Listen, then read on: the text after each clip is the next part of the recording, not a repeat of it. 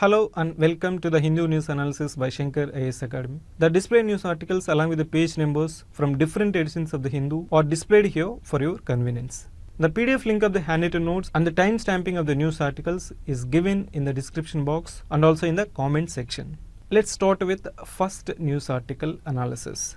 Now let's take up these two news articles which talks about the former Prime Minister of India, P.V. Narasimha Rao. He holds a special distinction as the only Prime Minister from South India who served full term as a Prime Minister. And this op-ed article is written on the occasion of Narasimha Rao's year-long birth centenary celebrations. So in this context, we will be discussing significant reforms introduced by Narasimha Rao as Chief Minister as well as Prime Minister of India. The syllabus relevant to the analysis of these news articles is highlighted here for your reference. The op-ed column starts with saying that PV is an accidental Prime Minister and even accidental Chief Minister of erstwhile Andhra Pradesh. We know that after the death of Rajiv Gandhi, Narasimha Rao rose up the ranks in the Indian National Congress and became its president as well as Prime Minister of India. As Chief Minister of Andhra Pradesh, he dismantled the political and economic power of the large feudal land owning class. Know that the feudal class in erstwhile Andhra Pradesh, particularly in Telangana, was very strong and was the reason for exploitation of the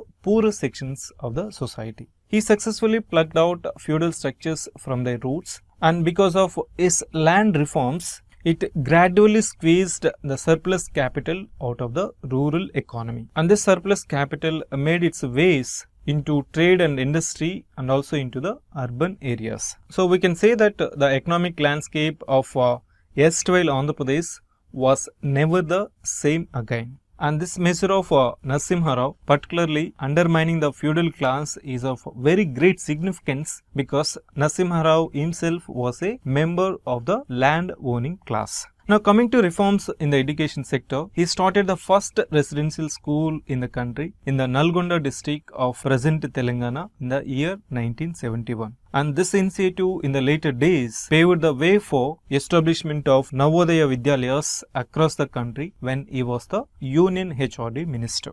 Now we'll discuss economic reforms, and we know that he was much known for his economic reforms during his term as Prime Minister of India. That is in the year 1991 when India was facing balance of payment crisis, which means that we don't have enough foreign reserves to pay for the imports. So India approached the International Bank for Reconstruction and Development, IBRD, which is popularly known as World Bank, and also the International Monetary Fund. So for availing this loan, these international agencies expected India to come up with new economic reforms. Therefore, the former Prime Minister of India, along with his economic lieutenant Dr. Manmohan Singh, opened up the economy for private players.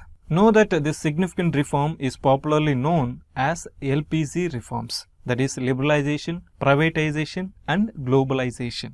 Know that liberalization aimed to put an end to restrictions and to open various sectors of economy, including deregulation of industrial sector, financial sector, tax reforms, trade and investment policy reforms, foreign exchange reforms, so forth and so on. Then the privatization mainly includes selling of public sector enterprises or reducing the government share in the public sector enterprises, which is popularly known as disinvestment.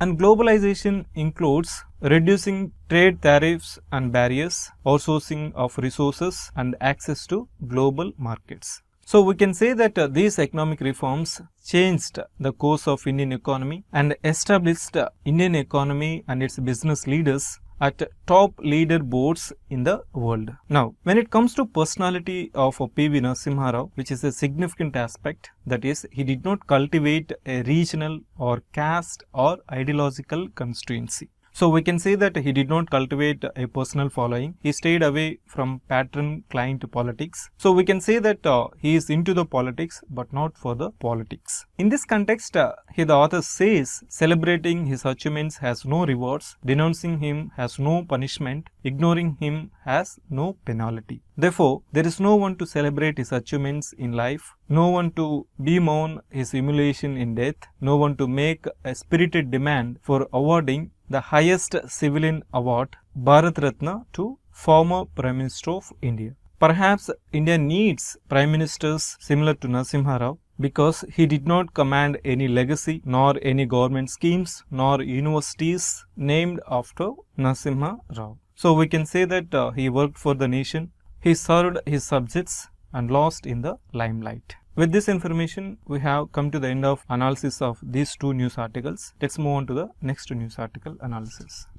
This article talks about MSME sector and how it is affected by successive lockdowns. And the syllabus relevant to the analysis of this news article is highlighted here for your reference. Now, before discussing the impact of lockdown, first let us see the new definition of MSMEs. If you remember, that is on our 14th May Hindu News analysis, we discussed Union Cabinet approved changes to the definition of MSMEs. Today we are going to discuss the revised definition as announced in the economic package of Atmanirbhar Bharat Abhiyan. And know that this definition is going to affect from 1st July 2020. So before going to see the revised definition, we should also know the previous definition, which is based on section 7 of MSME Development Act of 2006. As per this section, the definition was different for manufacturing and also for the service units. And know that the criteria were investment in plant and machinery for manufacturing enterprises, and for the service sector it was investment in the equipment. So from this tabular column we can say that these limits were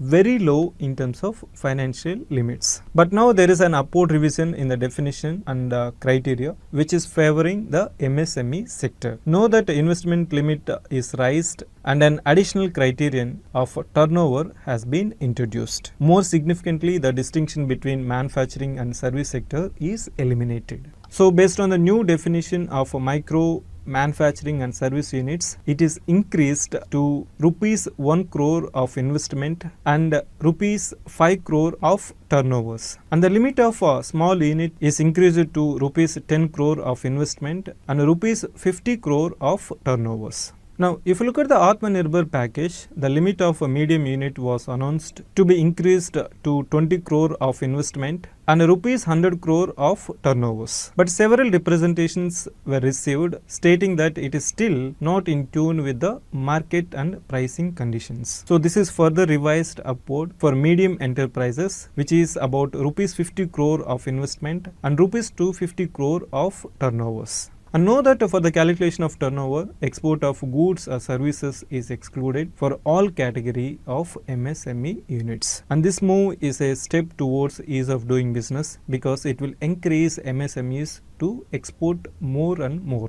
Now we'll see why there was a need for revision in the definition. It is because of fear among successful MSME units. That is, if they outgrow the size as per the definition of MSME, they may lose entitled benefits as MSMEs. So MSMEs like to remain within the definition rather than outgrowth in their size. But now the revised definition is considered as a more inclusive, broad-based and provides greater avenues to harness their potentials, and it also provides confidence to MSME sectors to expand their operations. Now we'll discuss how MSME sector is affected by successive lockdowns. First and foremost is that because of inability to get e-passes, as we know that government has allowed for movement of working professionals during lockdown via issuing e-pass system. However, MSME unit owners, supervisors or managers, even the employees are unable to get e-passes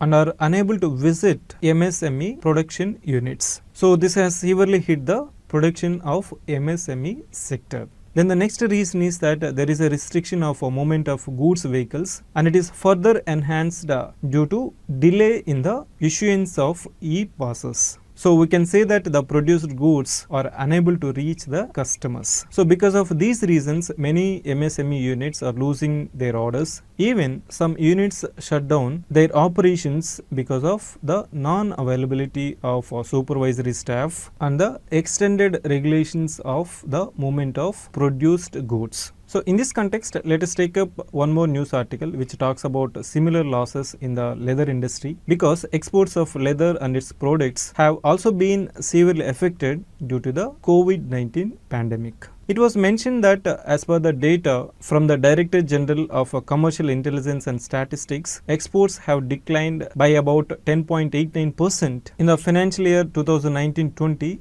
as compared to the previous financial year. It is mainly because India's major export markets have also been affected by the COVID-19 pandemic. So in this context, try to know that these 12 countries are the major export markets for Indian leather and leather products, which accounts for nearly 72% of India's total leather products and footwear export. From this we can say that the United States of America accounts for about 15.7%, whereas European Union accounts for about 54%. And we know that many of these countries have severe infection of COVID-19 and their economic activity is also severely affected. So to conclude these two news articles, we have discussed the revised definition for MSME sectors and the impact of successive lockdowns on the MSME sector. With this information, let's move on to the next news article analysis. This editorial is based on ongoing issue in the state of Kerala about a film on Variam Kunni Ahmed Hazi. Know that Hazi was a leading figure in the Mappila revolt against the British rule. So in this context, let us understand in brief about the Mappila rebellion of 1921 and also some of the important aspects mentioned in this editorial. The syllabus relevant to the analysis of this editorial is highlighted here for your reference. Now, we all know that during 1919 to 1921, the British rule were opposed through two significant mass movements, and these movements are the Khilafat movement and then non-cooperation movement. And we know that the background to these two movements were provided by certain events after the World War I. Know that the important reason behind Khilafat movement was the bad treatment of the Sultan of Turkey, and he was treated the spiritual leader of Muslims all over the world. And the important reasons or the driving forces behind the non-cooperation movement were the passage of infamous Rowlatt Act and the Jallianwala Bagh massacre. So in this context, the non-cooperation movement was particularly strong in the Malabar region of the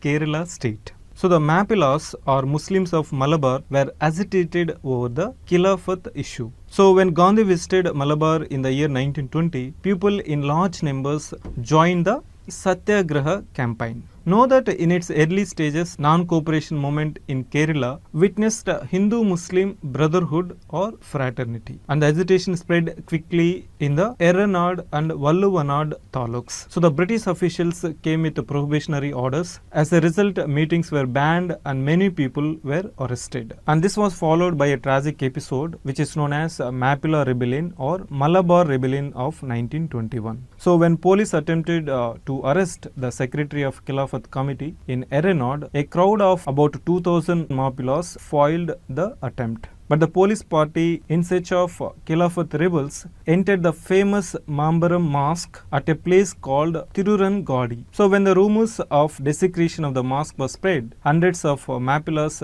besieged the police station. So the police opened the fire on masses, which led to widespread violence in the surrounding areas. So towards the later stages of the rebellion, there were instances of atrocities perpetrated on Hindus. And this was based on the unfounded rumor of Hindus having helped the police or sought police help. As a result, the relations between the two communities again became unfriendly. So the British and Gorkha regiments were rushed to the area, and with a series of repressive measures and imposition of martial law, the rebellion was crushed by November 1921. So in this context, also know that an infamous event associated with the revolt is the wagon tragedy in the year 1921. In this tragedy, when the rebellion was about to end, about 70 Muslim rebels were taken in a closed railway goods wagon to the Coimbatore jails. Among them, about 61 prisoners died of suffocation.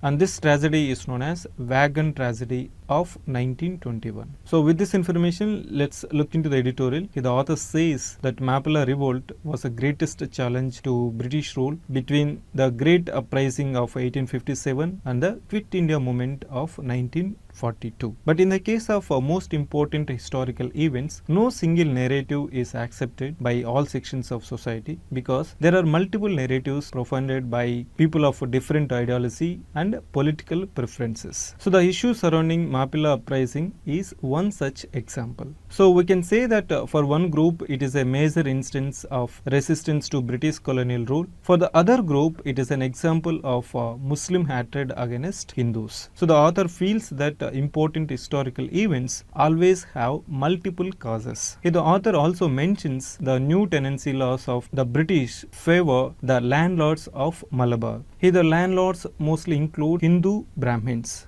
and the peasants include mainly Muslim Mappilas. But during the revolt, the speeches made by religious leaders led to religious outlook to an already disturbed Muslim peasantry. So this resulted in violence against Hindus regardless of the caste. Now, to conclude this editorial, we can say that one should look at multiple factors that led to the revolt, such as economic distress, anger against a foreign rule, tenancy laws, and also religious extremism. So, we can also say that Malabar revolt was an agrarian revolt. With this information, we have come to the end of analysis of this editorial. Let's move on to the next news article.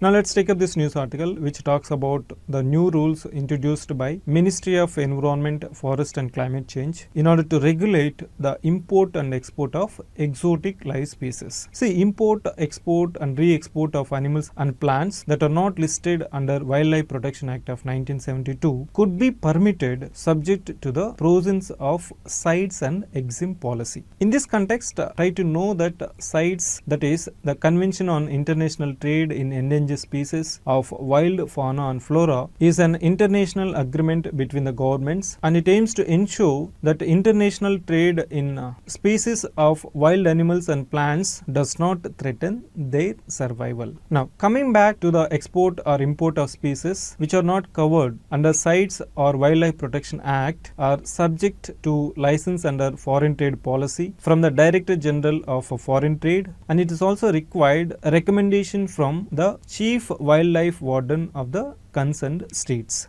Now, new rules regarding exotic live species have been introduced because many citizens have kept CITES enlisted exotic animal species in their possession, but there is no unified information system about such a stock of species at the state or central level. So, Union Environment Ministry has decided to collect such stock information from the holders of such species through the voluntary disclosure mechanism in the next 6 months. So, in this context, try to know that exotic live species or animal or plant species which are moved from their original range to a new place, and they are introduced to new locations often by the illegal means. Furthermore, for the purpose of developing inventory, exotic live species means only the animals named under appendices 1, 2 and 3 of CITES Convention, but it does not include species from the Schedules of Wildlife Protection Act of 1972. So the holders of such animals and birds must register their stock with the Chief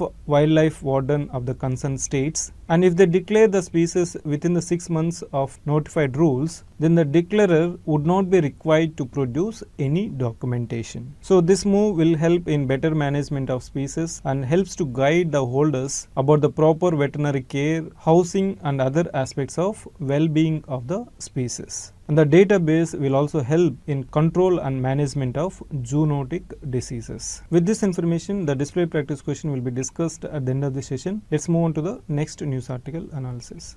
Now let's take up this question which is based on gynandromorphism. We have framed this question because we have a relevant news article which talks about gynandromorphism. The news article says that a group of researchers who studied dragonflies in the coal wetlands of Thrissur in the state of Kerala discovered gynandromorphism in the dragonflies. In this context, know that coal wetlands of Thrissur is one of the Ramsar sites in India. Now we'll see in brief about gynandromorphism. Here the word is derived from zyne, which means a female and male, and gynandromorphs are organisms that carry both male and female tissues, and hence they have both male and female characteristics. A gynandromorph may have bilateral symmetry, that is one side female and in the other side male. It may also be mosaic, where the two sexes are not clearly defined. Know that gynandromorphs are viewed as a genetic abnormality by the scientific community, and it is mostly occur in insects, spiders, crustaceans, arthropods as well as in the birds. But they are extremely rare, and discovering such event is considered as a major scientific event. Now, in this article, it says that gynandromorphism is common in some arthropod taxa such as Crustacea and Arachnida. Know that crustaceans include crabs, shrimps and prawns, whereas arachnids includes spiders and scorpions. It was also noticed that gynandromorphism is very rare in odonates such as dragonflies. In today's news article, it reports that the dragonfly spotted by the researchers showed bilateral gynandromorphism, which indicates half of its chest showed blood red color as in males, and the other half showed pale yellow, which is a characteristic of females. In this context, try to know that there are many ways in which gynandromorph can form. For example, a female insect's egg occasionally may have two nuclei. If both are fertilized, then the resulting embryo might develop into a gynandromorph. And in some cases like hybridization, bacterial and viral infections, temperature variations and mutations could develop gynandromorphism. With this information, let's take up the given question. Here two statements are given. You need to choose correct statement or statements. Gynandromorphism is the adaptation of a species living in the constant darkness of caves or subterranean surface. This statement is incorrect because it is the definition for troglomorphism, which indicates the morphological adaptation of species living in the constant darkness such as caves. And the best example for troglomorphism is cave fish. Know that troglomorphism is characterized by loss of pigment, reduced eyesight or blindness, and also with attenuated bodies. If the second statement is correct because hybridization, bacterial and viral infections, temperature variations and mutations could develop gynandromorphs. So the correct answer for this question is option B, 2 only.